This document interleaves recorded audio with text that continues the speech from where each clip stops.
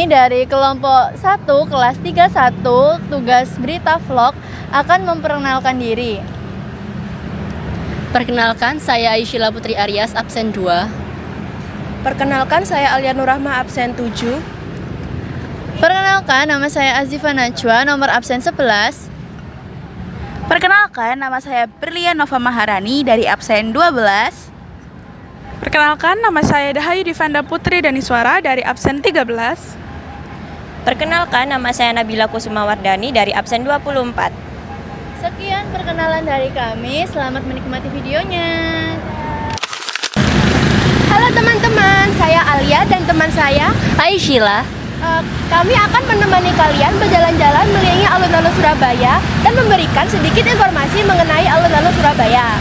Jadi buat kalian yang masih ragu untuk datang ke sini, jangan ragu lagi ya, karena di sini tuh tersedia banyak sekali fasilitas yang bisa kalian gunakan dan pastinya akan selalu seru.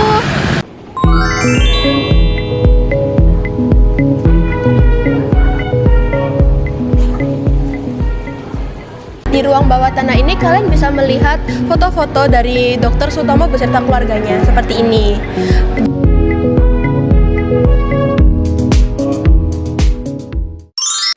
Nah, di sini tuh juga ada The Simpang Associated yang di ruang biliarnya atau ruang pesta dansanya nih, di mana para aktivis, para ekspatriat di komunitas sosialitas Simpang Associated pada zaman itu. Nah, menikmati alun-alun dengan permainan band, itu ada gambar mereka sedang dansa juga, dan juga mereka memainkan biliar di tempat itu. Nah, sayang sekali cuma ada 3 saksi bisu bola biliar yang tersisa di sini. Nah, tetapi lumayan kan ini bisa buat gambaran tentang gimana sejarah awalnya Balai Pemuda itu.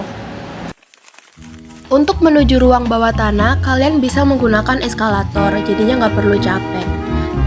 Selain itu, di sini juga ada jalur disabilitas, jadi nyaman untuk semua orang. Di sini juga ada masjid yang tempatnya bersih dan nyaman banget buat ibadah. Di sini juga ada tempat makan guys, jadi buat kalian yang lapar bisa nongkrong dan makan di sini. Selain jadi tempat jalan-jalan, di alun-alun Surabaya juga ada perpustakaan umum yang luas dan nyaman banget. Bukunya banyak, suasananya tenang, dan tempatnya adem banget. Jadi kalau kalian capek habis muter-muter, bisa mampir ke sini buat baca atau sekedar santai.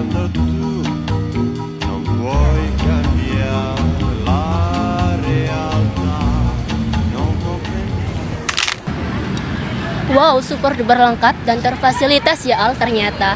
Nah, salah satu fakta menarik tentang alun-alun Surabaya ini yaitu diresmikannya pada tanggal 17 Agustus 2020. Nah, saat itu Wali Kota Surabaya saat itu yaitu Ibu Tri Risma Harini. Dalam peresmiannya, beliau menyampaikan harapan agar tempat ini bisa menjadi ruang publik baru, pusat apresiasi seni dan budaya, sekaligus ikon kebanggaan bagi warga Surabaya. Menariknya lagi, alun-alun ini adalah alun-alun bawah tanah pertama di Indonesia loh. Nah, sampai sini dulu ya informasi yang kami berikan. Informasi berikutnya akan dilanjutkan oleh rekan kami. Halo kembali teman-teman. Nah, jangan bosan dulu ya. Kali ini kami akan menjelaskan informasi lebih lanjut tentang alun-alun Surabaya. Nah, kali ini kami sudah berada di Museum Bawah Tanah loh. Museum Bawah Tanah itu sebenarnya apa sih? Nah, museum ini merupakan museum pertama yang ada di Indonesia yang dibangun di bawah tanah loh. Teman-teman udah pasti tahu kan, di tanggal 17 Agustus 2020, alun-alun ini itu diresmikan oleh Ibu Tri Risma Harini. Fun fact-nya, alun-alun ini itu sudah ada di masa kolonial Belanda yang berfungsi sebagai tempat pusat kota serta tempat berkumpulnya warga. Akan tetapi, seiring perkembangannya kota, alun-alun lama ini itu kian menghilang. Nah, Pemkot Surabaya memiliki inisiatif untuk kembali membangun alun-alun ini itu di tahun 2018 dan selesai di tahun 2020 loh. Wah, ternyata keren banget ya sejarah alun-alun ini. Nah, kali ini aku akan menjelaskan lebih lanjut tentang apa aja sih yang ada di alun-alun. Nah, karena tadi udah dijelasin nih sama Nabila tentang sejarah dari alun-alun Surabaya. Kali ini aku akan menjelaskan bagian-bagian apa aja sih yang ada di alun-alun Surabaya ini. Yang pertama, tentunya ada alun-alun Surabaya itu sendiri, di mana alun-alun ini menjadi ikon baru bagi warga Surabaya nih, di mana alun-alun ini tuh banyak tempat-tempat bersejarah, di mana kalian tuh bisa mengunjungi tempat-tempat bersejarah ini. Nah, yang kedua ada Balai Pemuda. Nah, Balai Pemuda ini merupakan bangunan peninggalan dari kolonial Belanda nih, di mana Balai Pemuda ini masih sering digunakan untuk acara seni, budaya, maupun pameran. Nah, sampai sekarang pun masih difungsikan loh sebagai acara seni maupun budaya yang ada di Surabaya. Nah, yang ketiga tentunya ada Museum Bawah Tanah nih, di mana museum ini tuh yang tempat kami saat ini nih. Nah, di Museum Bawah Tanah ini kalian tuh bisa melihat arsip maupun lukisan-lukisan dari sejarah kota Surabaya itu sendiri. Jadi walaupun tempat ini tuh keren secara arsitektur, tapi tempat ini tuh punya nilai-nilai sejarah yang penting banget buat kita ketahuin nih. Dan jadi kalian tuh bisa berkunjung ke sini untuk melihat sejarah-sejarah Surabaya ataupun arsip peninggalan dari zaman Belanda. Nah, itu tadi informasi yang telah kami berikan mengenai Museum Bawah Tanah di alun-alun Surabaya. Nah, untuk informasi selanjutnya akan dilanjutkan oleh rekan kami. Halo teman-teman semuanya, gimana nih?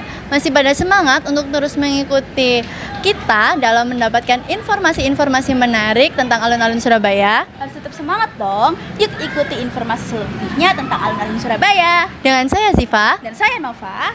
Jadi, kenapa ya kira-kira alun-alun Surabaya ini menjadi salah satu wisata yang ramai pengunjung bahkan di hari-hari kerja seperti ini? Waduh, kira-kira kenapa tuh Ziv? Yang pertama, karena letaknya yang strategis dan juga mudah diakses oleh masyarakat kota Surabaya.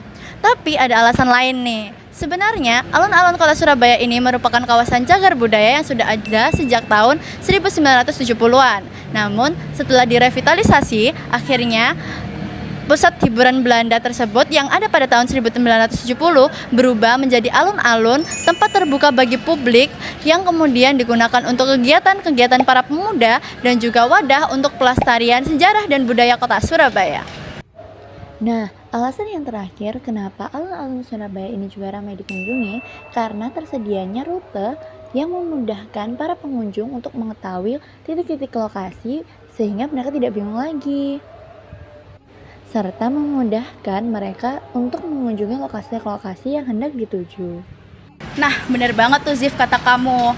Terus kalian tahu nggak sih teman-teman, dulu alun-alun Surabaya ini bukan alun-alun Surabaya loh, namun alun-alun Surabaya ini sebagai simbol dari kekuasaan Belanda atau kekuasaan pemerintah pada zaman itu. Terus alun-alun Surabaya ini berdiri di pusat kota Surabaya. Kenapa tuh? Karena deket sama Kantor pemerintahan. betul sekali. Kemudian dulu alun-alun Surabaya ini digunakan untuk upacara peresmian penting yang ada di Surabaya. Kemudian Belanda itu dulu tuh pengen nunjukin kayak ini loh, kekuasaan itu ada di tangan pemerintah.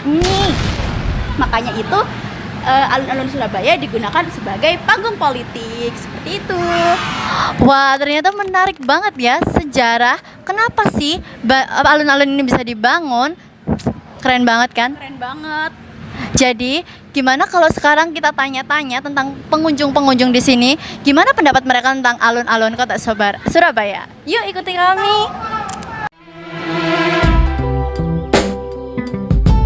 Yeah.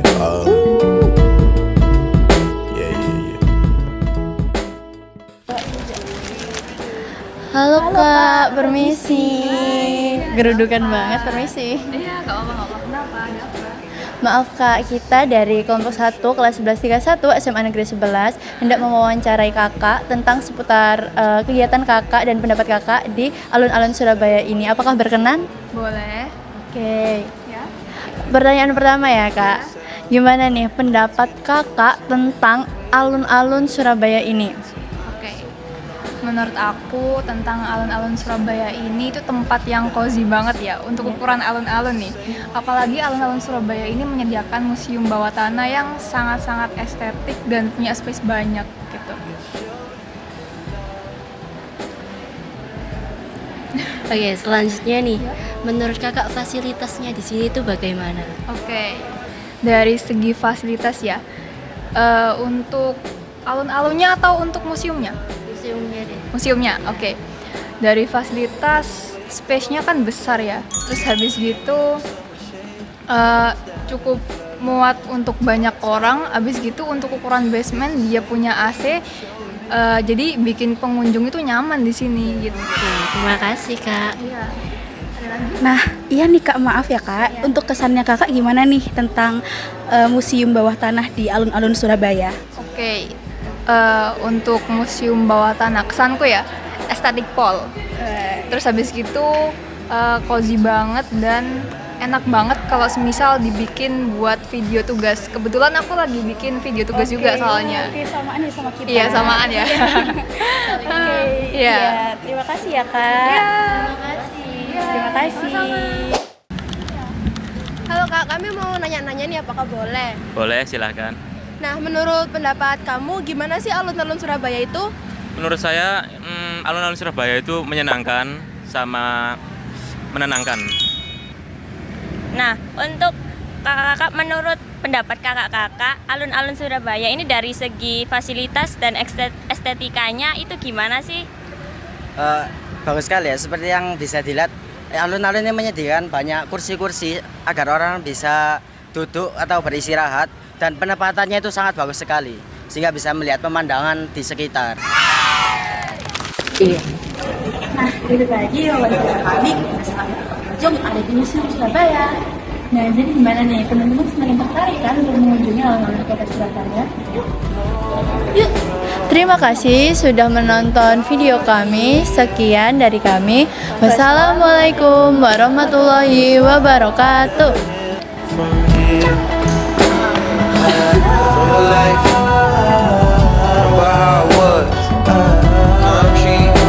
Jackson, all this shit. Say what up to